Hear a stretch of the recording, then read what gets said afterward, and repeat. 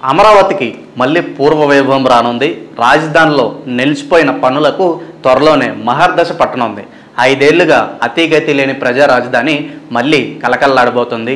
ఏపీలో కూటమి అధికారంలోకి వచ్చిన తర్వాత రాజధాని పనులు జోరందుకున్నాయి. ఇప్పటికే పనులు మొదలైనప్పటికీ చంద్రబాబు ప్రమాణ స్వీకారం చేసిన తర్వాత శరవేగంగా జరగనున్నాయి. 5.5 కోట్ల ప్రజల రాజధాని అమరావతి. ప్రపంచ స్థాయిలో ఉన్న రాజధానులను తలదన్నేలా అమరావతి రాజధాని నిర్మాణాన్ని చేపట్టాలని తెలుగుదేశం ప్రభుత్వం తలపించింది. ఇందుకోసం అన్ని స్థాయిల్లో ఉన్న నిపుణులు అమరావతిని సందర్శించి పరిశీలించడం జరిగింది.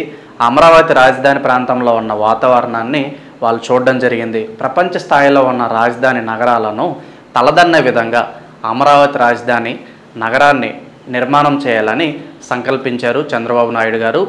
మళ్ళీ టీడీపీ కూటమి ఆంధ్రప్రదేశ్లో అధికారంలోకి రావడం, నవ్యాంధ్రకు చంద్రబాబు రెండోసారి ముఖ్యమంత్రిగా ప్రమాణ స్వీకారం చేయబోతున్నారు. ఈ క్రమంలోనే కృష్ణానది పరివాహక ప్రాంతం చాలా సస్యశ్యామలం కాబోతుంది. గడిచిన 5 ఏళ్లుగా ఈ ప్రాంతం అంతా నిర్మానుష్యంగా మారింది.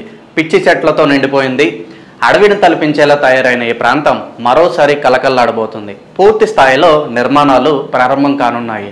అమరావతి పారిశ్రామిక కేంద్రాలపై దృష్టి సారించడం, ఇంధన సమర్థవంతమైన హరిత నగరం తీర్చిదిద్దడం, ప్రపంచ స్థాయి నగరాలకు పోటీ పడేలాగా అమరావతి రాజధానిని తీర్చిదిద్దే విధంగా, స్థానిక ప్రజల ఆకాంక్షలు నెరవేర్చే విధంగా అతి త్వరలోనే నిర్మాణాలన్నీ ప్రారంభం కాబోతున్నాయి.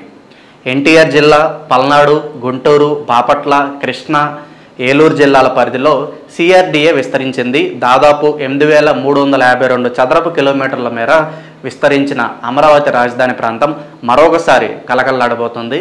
రాజధాని నిర్మాణం, మిగతా అంశాలన్నీ పూర్తి చేయడానికి కార్యాచరణ రూపొందించడం జరిగింది. ఈ నెల 12న చంద్రబాబు ప్రమాణ స్వీకారం చేశాక రాజధాని ప్రాంతంలో అభివృద్ధి పనులు మరింత వేగం అందుకోనున్నాయి.